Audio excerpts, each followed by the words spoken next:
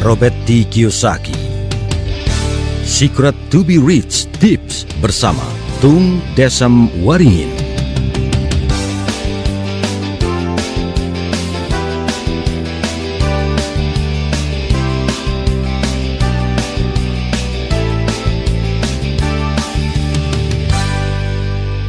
Tips pertama,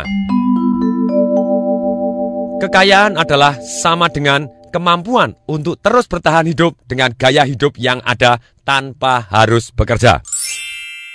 Gallup Internasional melakukan penelitian bahwa rata-rata eksekutif di ibu kota di Asia hanya mampu bertahan 90 hari dengan gaya hidup yang ada apabila besok dia berhenti bekerja.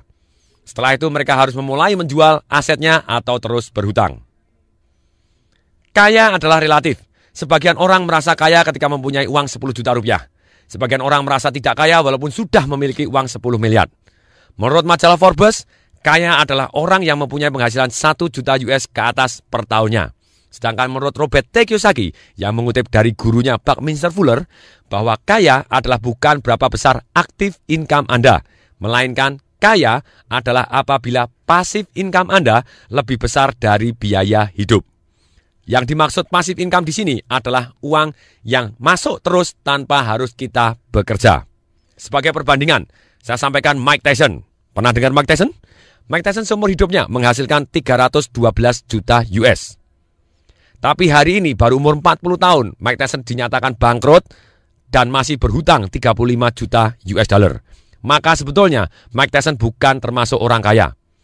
Termasuk juga orang-orang yang tidak kaya adalah dalam kategori ini adalah orang yang mempunyai penghasilan 1 juta US, namun pengeluarannya adalah 1,2 juta US per tahun.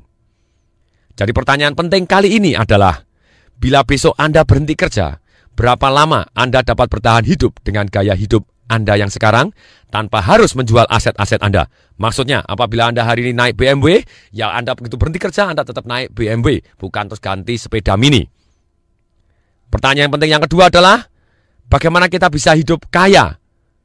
Menurut versi Robert Kiyosaki, yaitu yang dimana passive income kita lebih besar dari biaya hidup kita. Jadi menurut Robert Kiyosaki adalah kaya adalah bagaimana menciptakan passive income lebih besar dari biaya hidup. Cara membuat passive income adalah yaitu membuat royalti dari hak cipta kita. Mungkin mengarang buku, mungkin kita menyanyi. Kalau kita tidak penyanyi ataupun bukan pengarang buku, kita bisa juga mendapatkan passive income dari rumah yang disewakan atau rumah yang dikos-koskan.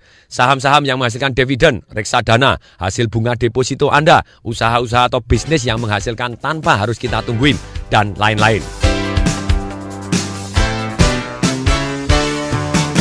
Demikian, semoga bermanfaat. Saya Tung Desem Waringin mengucapkan salam dahsyat.